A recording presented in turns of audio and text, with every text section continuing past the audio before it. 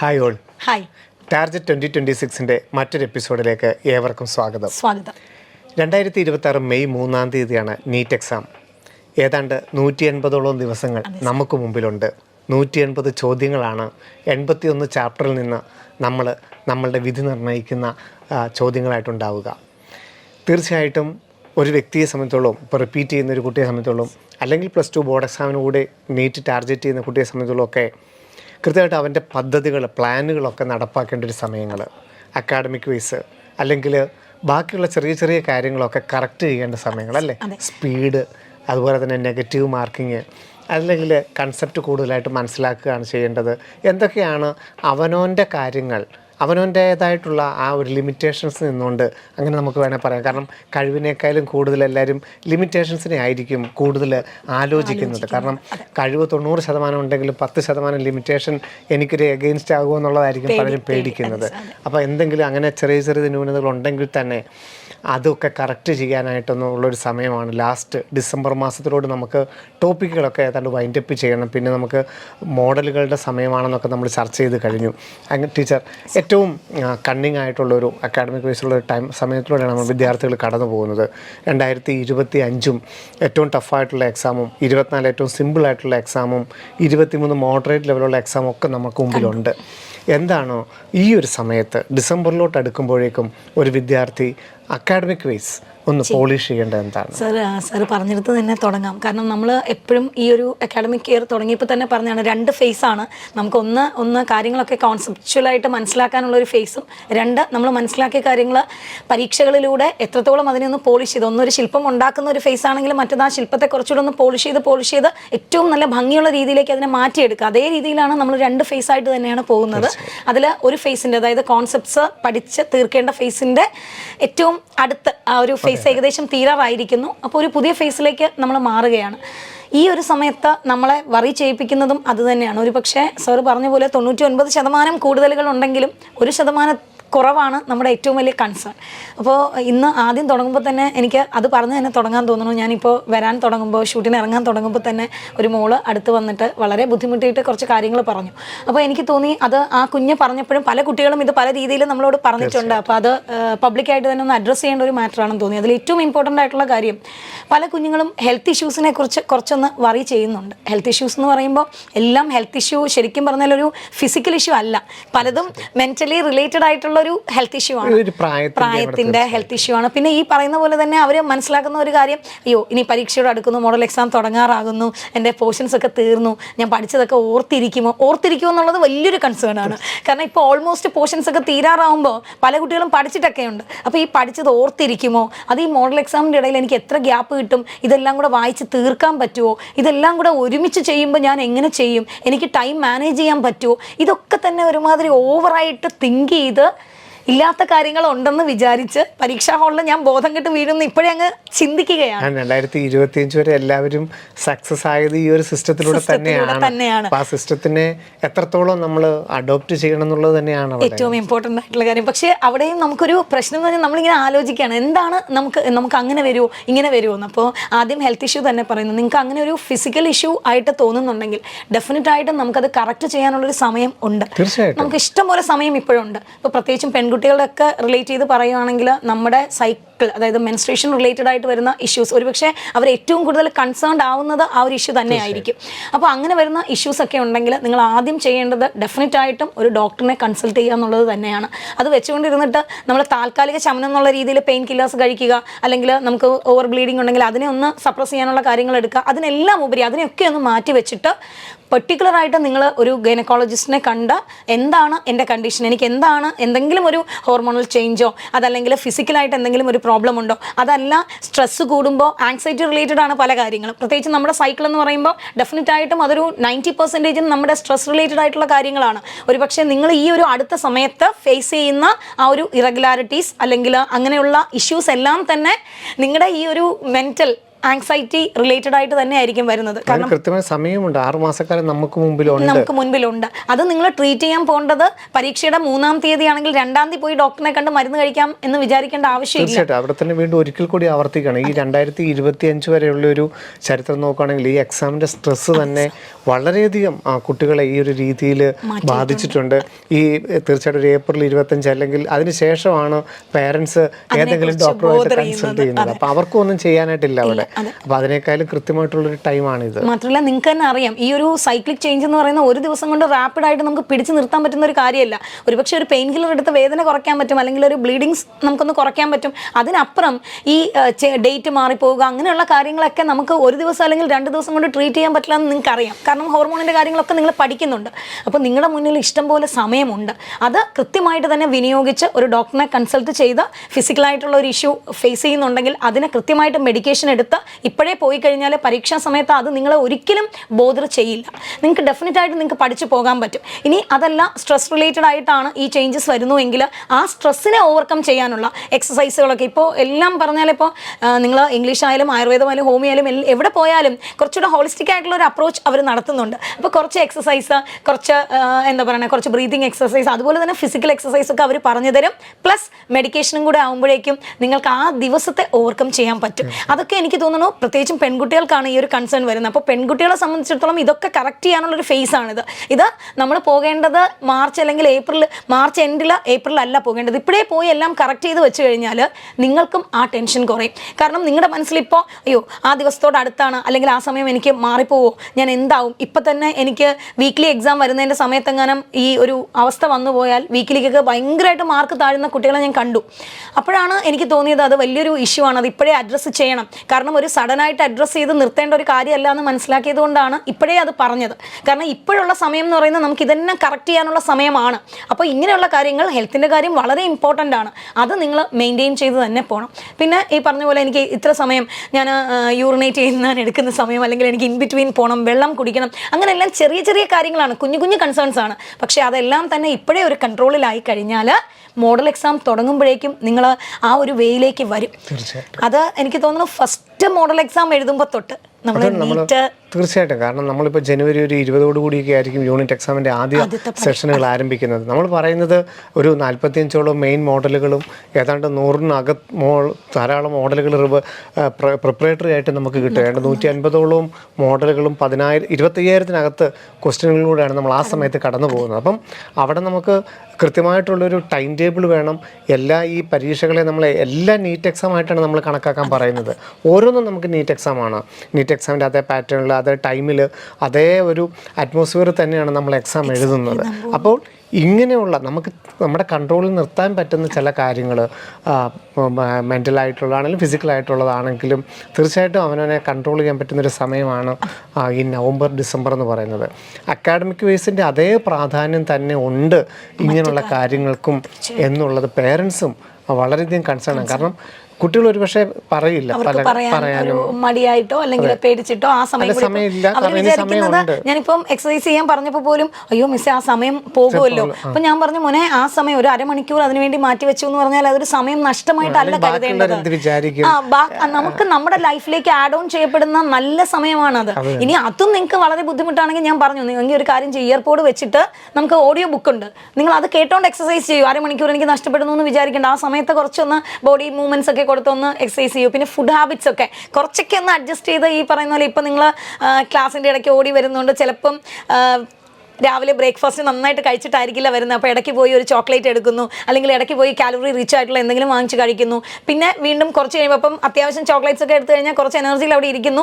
വീണ്ടും അടുത്ത ഒരു അവറിൽ ഉച്ചയാകുമ്പോഴത്തേക്കും ചിലപ്പോൾ വിശക്കില്ല, അല്ലെങ്കിൽ അങ്ങനെയുള്ള കാര്യങ്ങളും ഒക്കെ ഒന്ന് കൺട്രോൾ ചെയ്യാനുള്ള സമയം. ഇത് ശരിക്കും പറഞ്ഞാൽ നമ്മൾ ഒരു ഫേസിൽ നിന്നും വേറൊരു ഫേസിലേക്ക് പോവുകയാണ്. അപ്പോൾ ഒരു ഫേസിൻ്റെ എൻഡിൽ ആ ഫേസിൽ നമുക്ക് ഉണ്ടായ കുറവുകൾ അത് എന്താണെന്ന് കൃത്യം മനസ്സിലാക്കിയാൽ അതേ കുറവുകൾ അടുത്ത ഫേസിൽ ഉണ്ടാകാതെ നമുക്ക് നോക്കാൻ പറ്റും. വളരെ ബിസി ആയിട്ടുള്ളൊരു ഷെഡ്യൂളുമാണ് അത്. കാരണം ഏതാണ്ട് 6 ചാപ്റ്ററുകളാണ് നമുക്ക് ഓരോ 3 ദിവസം കൂടുമ്പോഴും യൂണിറ്റ് എക്സാമിലൂടെ നമുക്ക് വരുന്നത്.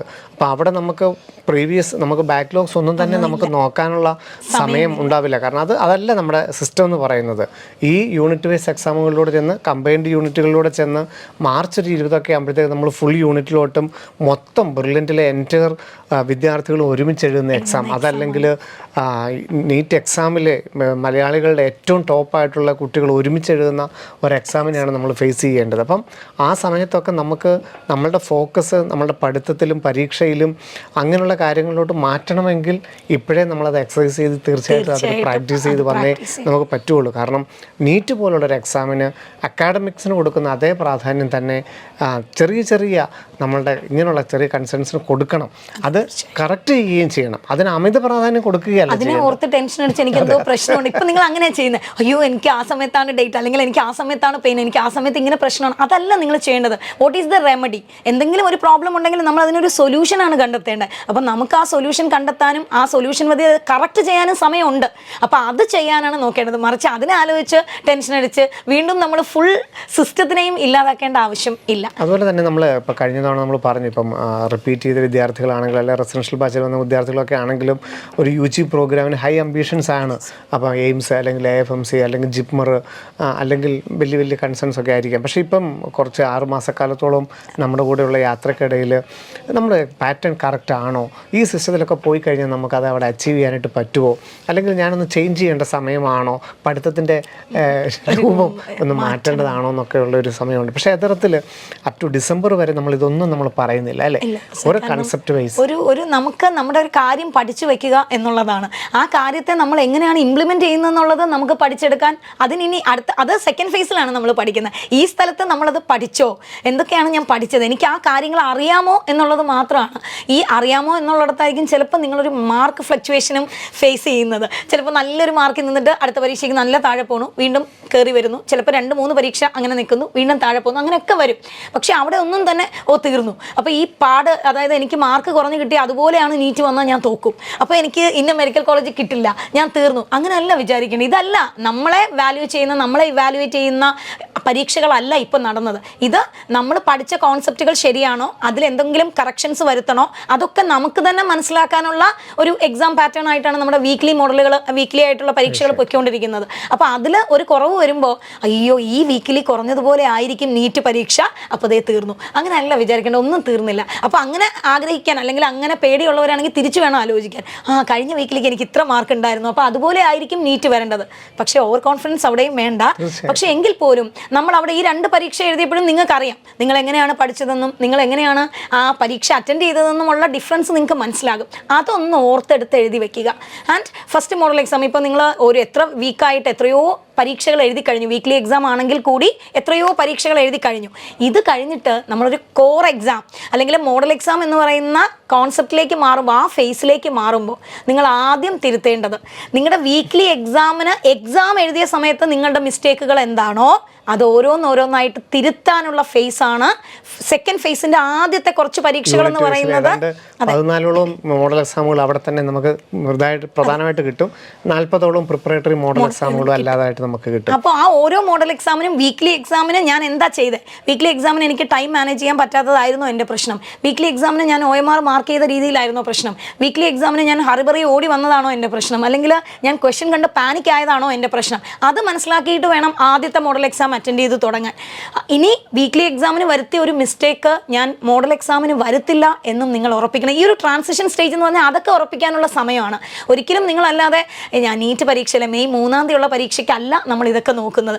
1ാമത്തെ മോഡൽ എക്സാം എഴുതുന്നത് തൊട്ട് നമ്മൾ നമ്മുടെ വീക്കിലി ഉണ്ടായ കുറവുകൾ, വീക്കിലി നമുക്കുണ്ടായ പ്രോബ്ലംസ് അവിടെ റെക്ടിഫിക്കേഷനാണ്. ഓരോന്നായിട്ട് നമ്മൾ പഠിച്ച് ഇപ്പോൾ ഇതുവരെ നമ്മുടെ ടൈം മാനേജ്മെൻറ്റിനെ കുറിച്ചോ അല്ലെങ്കിൽ എങ്ങനെയാണ് OMR ഫില്ല് ചെയ്യുന്നതിനെ കുറിച്ചോ അല്ലെങ്കിൽ പരീക്ഷയെക്കുറിച്ചോ ഒന്നും തന്നെ നമ്മൾ ചർച്ച ചെയ്തിട്ടില്ല, നമ്മൾ പറഞ്ഞിട്ടുമില്ല. പക്ഷെ നിങ്ങൾ ഓരോ പ്രാവശ്യം പരീക്ഷ എഴുതിയപ്പോഴും നിങ്ങൾക്ക് തന്നെ അറിയാം ഓരോ വീക്ക്ലി എക്സാമിനും what happen in that examination hall. അവിടെ ഞാൻ ഇട്ട ഇൻപുട്ടിന് എന്താണ് പ്രോബ്ലം ഉണ്ടായിരുന്നത്, അല്ലെങ്കിൽ എനിക്ക് ഹൈ മാർക്ക് കിട്ടിയപ്പോൾ ഞാനത് എങ്ങനെയാണ് പഠിച്ചത്, എങ്ങനെയാണ് അത് ഇട്ടതെന്ന് നിങ്ങൾക്കറിയാം. അത് കുറച്ചുകൂടെ ഒന്ന് സ്ട്രോങ് ആക്കി വേണം ഓരോ മോഡൽ എക്സാമും മുന്നോട്ട് പോകാൻ. അതുപോലെ നമുക്ക് ഈ മാർക്കിൻ്റെയും റാങ്കിൻ്റെയും ഒക്കെ ഒരു എന്താണേലും ഒരു കമ്പാരിസൺ നമ്മൾ അറിഞ്ഞോ അറിയാതെ ഉണ്ടാവും. അതിന് എത്രത്തോളം പ്രാധാന്യം കൊടുക്കണം? ഇപ്പം ഇന്നൊരു കുട്ടി പറഞ്ഞതുപോലെ, സാറേ എനിക്കറിയാം, ഇപ്പം ഞാൻ സെക്കൻഡ് ടൈം റിപ്പീറ്റർ ചെയ്യുകയാണ്, മാർക്കിന് പ്രാധാന്യമില്ല അല്ലെങ്കിൽ റാങ്കിന് കാര്യമില്ല എന്നൊക്കെ എനിക്കറിയാം. പക്ഷേ ഞാൻ തിരിച്ച് റൂമിൽ ചെല്ലുമ്പോൾ അവർ ചോദിക്കും മാർക്ക് എത്രയാണ്, റാങ്ക് എത്രയാണെന്ന് ചോദിക്കും. വീട്ടിൽ നിന്ന് വിളിക്കുമ്പോൾ ചോദിക്കും, അതെന്തായാലും നിനക്ക് മാത്രം ഈ 400 തന്നെ നിൽക്കുന്നത്, നീ സെക്കൻഡ് ടൈം അല്ലേ ചെയ്യുന്നത്, ഇപ്പോഴും നിനക്ക് 400 കിട്ടുന്നുള്ളൂ, അപ്പോൾ നീ ആരോടെങ്കിലും പോയി ചോദിക്കും നിൻ്റെ കുഴപ്പം എന്താണ് എന്ന് ചോദിക്കുമെന്ന് പറഞ്ഞു. അപ്പോൾ സാറേ ഞാൻ പഠിക്കുന്നുണ്ട്, ഞാൻ +1 +2 നന്നായിട്ട് പഠിച്ചു, റിപ്പീറ്റ് ചെയ്തു, എനിക്കൊരു സ്കോർ കിട്ടി. ഇപ്പോൾ ഞാൻ റിപ്പീറ്റ് ചെയ്യുമ്പോഴും ഇതേ സ്കോറിൽ തന്നെയാണ് ഞാൻ നിൽക്കുന്നത്. ഇവിടെ നിന്നൊരു അടുത്ത സ്റ്റെപ്പിലോട്ട് മാറ്റാൻ എന്തായിരിക്കണം ആ കുട്ടി പ്രധാനമായിട്ടും? ശരിക്കും സാർ അവിടെ ഒരു ചെറിയ മിസ്റ്റേക്ക് എന്ന് പറഞ്ഞാൽ ഇപ്പോഴും എനിക്ക് തോന്നുന്നു ആ കുഞ്ഞിന് എന്താണ് പ്രോബ്ലം എന്ന് അനലൈസ് ചെയ്യാൻ പറ്റിയിട്ടുണ്ടാകില്ല. കാരണം കഴിഞ്ഞ വർഷം പഠിച്ചു വന്ന അതേ പാറ്റേണിൽ പഠിച്ചതുകൊണ്ടാണ് കഴിഞ്ഞ വർഷത്തെ അതേ മാർക്ക് ഈ വർഷവും കീപ്പ് ചെയ്യുന്നത്. കഴിഞ്ഞ പ്രാവശ്യം ഞാനൊരു ഓട്ടോ മത്സരത്തിൽ ഞാൻ ഒരു 20 km/h വേഗതയിലാണ് ഓടിയത്. ഇപ്രാവശ്യവും ഞാൻ 20 km/h വേഗതയിൽ ഓടുന്നു എന്ന് പറയുമ്പോൾ എനിക്ക് ഒരു ഇമ്പ്രൂവ്മെൻറ്റും ഇല്ല. ഒരുപക്ഷെ അതെൻ്റെ ഫിസിക്കായിരിക്കാം, ഫിസിക്കലി ഞാൻ ഒട്ടും എക്സസൈസ് ചെയ്യാത്തതുകൊണ്ടോ അല്ലെങ്കിൽ എൻ്റെ കാലിന് വേഗം കൂട്ടാത്തത് കൊണ്ടോ ഒക്കെ ആയിരിക്കാം. അവിടെ എന്തുകൊണ്ടാണ് എനിക്ക് ഒരു ചുവട് പോലും എനിക്ക് മുന്നോട്ട് വെക്കാൻ പറ്റാത്തത് എന്ന് അനലൈസ് ചെയ്യുക എന്നുള്ളതാണ്. അതിനാദ്യം നിങ്ങൾ അപ്രോച്ച് ചെയ്യേണ്ടത് നിങ്ങളെ തന്നെയാണ്.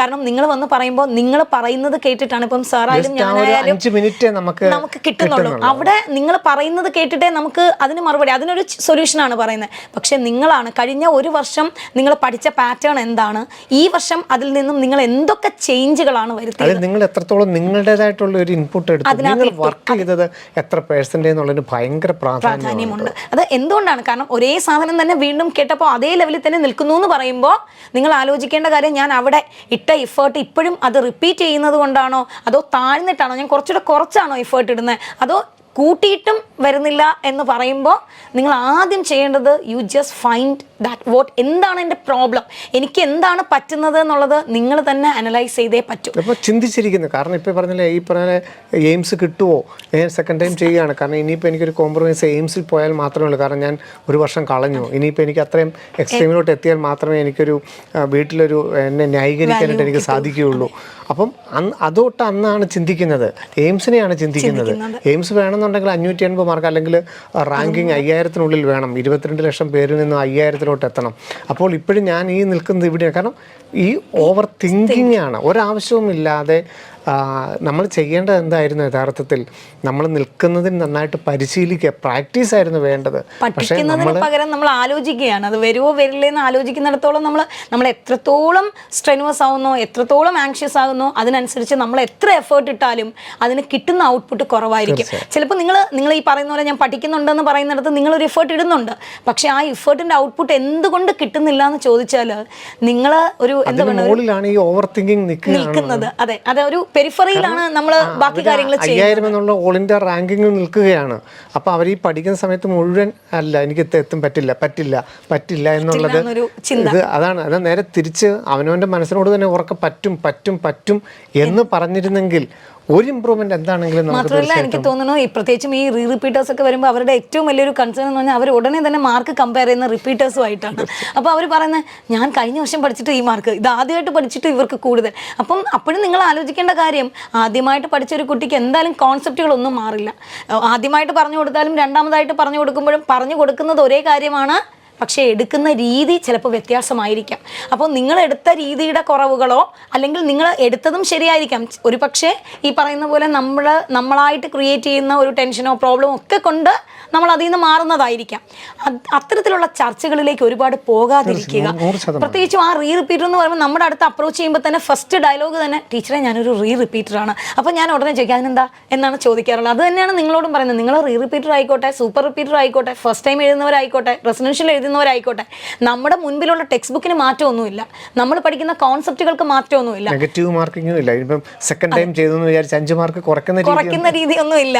അതെ, എനിക്ക് പറഞ്ഞാൽ 2 റാങ്ക് ഒക്കെ വരുമ്പോൾ ഇവർക്കാണ് കുറച്ചുകൂടെ പ്രയോറിറ്റി കിട്ടുന്നതെന്ന് തോന്നുന്നു. അപ്പോൾ അതുകൊണ്ട് അങ്ങനെയുള്ള കാര്യങ്ങളെ കുറിച്ച് നമ്മൾ വറി ചെയ്യണ്ട. നമ്മൾ തന്നെ അതൊരു കുറവായിട്ട് കാണരുത്. ഞാൻ രണ്ടാമതാണ്, ഞാൻ 2ാമത്തെ പ്രാവശ്യം എഴുതണം, അതൊരു കുറവായിട്ടല്ല നിങ്ങൾ കാണേണ്ടത്. നിങ്ങൾ അപ്പോൾ വിചാരിക്കേണ്ടത് ഞാൻ അവരെക്കാളും കുറച്ചുകൂടെ സ്ട്രോങ് ആകണം. ബിക്കോസ് അവർ ഫസ്റ്റ് ടൈം കേട്ടൊരു കോൺസെപ്റ്റ് ഞാൻ വീണ്ടും 2ാമതാണ് ആ കോൺസെപ്റ്റ് കേൾക്കുന്നത്. ഉള്ളത്. അവരൊരു പ്രാവശ്യം പരീക്ഷ എഴുതി 14 പരീക്ഷ അവരെഴുതിയപ്പോൾ ഞാൻ 28 പരീക്ഷയായിരിക്കും എഴുതുന്നത്. അപ്പോൾ അത് വേണം നിങ്ങൾ ഓരോ കാര്യങ്ങളെയും നിങ്ങളുടെ പോസിറ്റീവ് സൈഡായിട്ട് വേണം എടുക്കാൻ. തീർച്ചയായിട്ടും. കാരണം നമ്മൾ കൺസെപ്റ്റ് പഠിച്ചപ്പോൾ കഴിഞ്ഞ വർഷം നമ്മൾ പഠിച്ചു, നമുക്ക് ഇത്രയാണ് സ്കോർ കിട്ടുക. അപ്പോൾ അതേ പഠിത്തം തന്നെയാണ് ഈ വർഷവും നമ്മൾ ആ പഠിത്തം എന്ന് പറയുന്ന കാര്യം ചെയ്യുന്നത് അതേ രീതി തന്നെ ആയതുകൊണ്ടാണ് നമ്മൾ അവിടെ തന്നെ നിൽക്കുന്നത്. നമ്മൾ തീർച്ചയായിട്ടും ക്വസ്റ്റ്യനിലോട്ട് കൂടുതൽ കിടക്കണം അല്ലേ? തീർച്ചയായിട്ടും തിയറി കൺസെപ്റ്റ് മനസ്സിലാക്കേണ്ടെന്ന് പറയുന്നില്ല, പക്ഷേ അതിനൊരു പരിധിയുണ്ട്.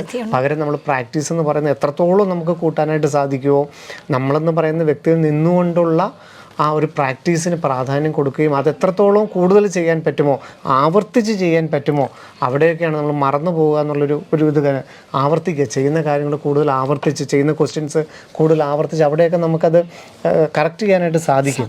അപ്പോൾ അതൊക്കെയാണ് നമ്മൾ ഈ ഒരു ഡിസംബർ വരെയുള്ള സമയത്ത് നമ്മൾ പ്രാക്ടീസ് ചെയ്ത് നോക്കേണ്ടത് എന്നുള്ള പ്രധാന ഒരു കാര്യമുണ്ട്. ഇപ്പോൾ ഇത് ഡിസംബർ എന്ന് പറഞ്ഞപ്പോഴാണ് സാർ വേറെയും ഒരു കാര്യം ഓർത്തത്.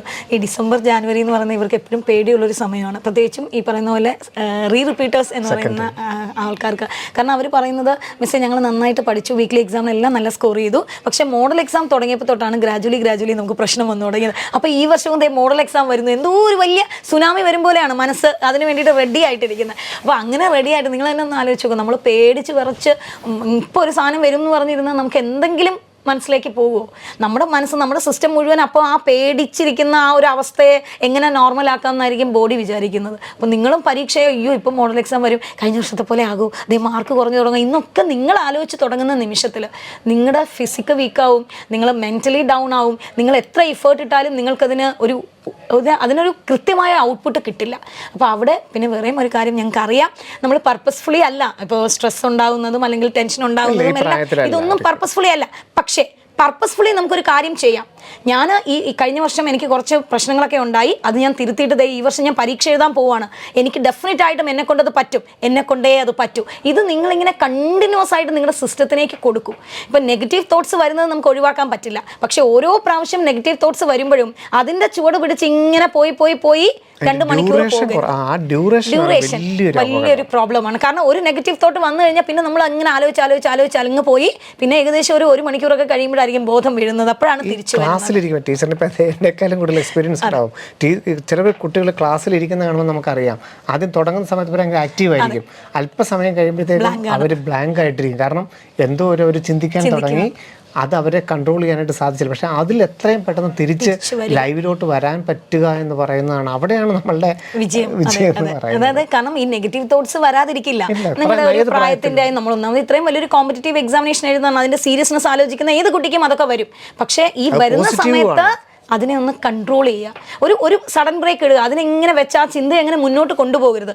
എവിടെയാണോ നിങ്ങൾ ഡൈവേർട്ട് ചെയ്ത് മാറുന്ന ഒരു നെഗറ്റീവ് തോട്ട് വരുന്ന അവിടെ അങ്ങ് സ്റ്റോപ്പ് ചെയ്തിട്ട് പർപ്പസ്ഫുള്ളി തിരിച്ചു വരണം. കാരണം ആദ്യം പോയത് പർപ്പസ്ഫുൾ അല്ല, അറിയാതെ വന്നൊരു തോട്ടാണ്. പക്ഷെ തിരിച്ചു വരുന്നത് പർപ്പസ്ഫുള്ളി ആയിരിക്കണം. നോ, ഞാനിങ്ങനെ ആലോചിച്ചുകൊണ്ടിരുന്നാൽ എനിക്ക് കിട്ടില്ല, എനിക്ക് പഠിക്കണം, ഇല്ല ഞാൻ തിരിച്ചു വരും. അങ്ങനെ നിങ്ങളൊരു കണ്ടിന്യൂസ് ആയിട്ട് കുറേ പ്രാവശ്യം തിരിച്ചു വരുമ്പോൾ ഓട്ടോമാറ്റിക്കായിട്ട് തന്നെ ബ്രെയിനിനൊരു ടെൻഡൻസി വരും.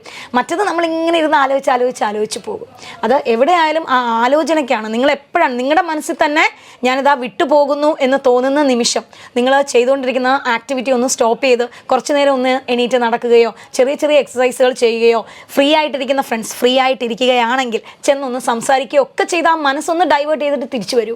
അപ്പോൾ നിങ്ങൾ ചോദിക്കും അങ്ങനെയാണെങ്കിൽ ഇടയ്ക്കിടയ്ക്ക് ഞാൻ പോകേണ്ടി വരും. ആയിക്കോട്ടെ, ഇടയ്ക്കിടയ്ക്ക് പൊയ്ക്കോളൂ, കുഴപ്പമില്ല. കാരണം ആദ്യത്തെ സമയത്ത് ചിലപ്പോൾ നമ്മൾ മിനിറ്റുകൾ വെച്ച് തന്നെ ഡൈവേർട്ട് ചെയ്ത് പോകും, സാരമില്ല. പക്ഷെ രണ്ടാമത്തെ ദിവസമാകുമ്പോൾ ഈ മിനിറ്റുകളുടെ ഡ്യൂറേഷൻ, നമ്മൾ ആക്റ്റീവായിട്ടിരിക്കുന്ന സമയത്തിൻ്റെ ഡ്യൂറേഷൻ കൂടുകയും നെഗറ്റീവ് തോട്ട്സിൻ്റെ ഡ്യൂറേഷൻ കുറയുകയും ചെയ്യും.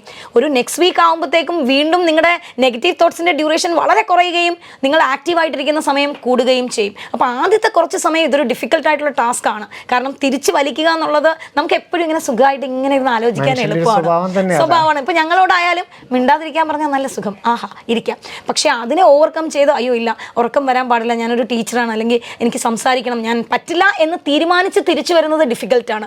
പക്ഷേ ആ ഡിഫിക്കൽട്ടി ഞാൻ ഓവർകം ചെയ്ത് തുടങ്ങിയാൽ, ആ ഡിഫിക്കൽട്ടി എനിക്ക് പ്രാക്ടീസ് ആയി കഴിഞ്ഞാൽ എൻ്റെ സക്സസ് എനിക്ക് ഉറപ്പാണ്. അതൊരു ഭയങ്കര സുഖവുമാണ്.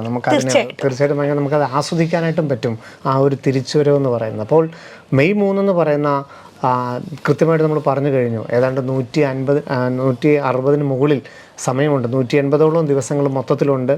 അപ്പോൾ തീർച്ചയായിട്ടും 81 ചാപ്റ്ററുകളിൽ നിന്നുള്ള 180 ചോദ്യങ്ങളാണ്. അപ്പോൾ നമുക്കറിയാം, എനിക്ക് തോന്നുന്നു നമ്മുടെ ഈ ആദ്യം ഈ 4-5 വർഷമായിട്ട് നമ്മളുള്ള എപ്പിസോഡിൽ ഏറ്റവും കൂടുതൽ പറഞ്ഞിരിക്കുന്ന കാര്യം ടഫായിട്ടുള്ള ഒരു സബ്ജക്റ്റ് കാണും ഇവർക്ക്, ഈ 3 എണ്ണത്തിനകത്ത്.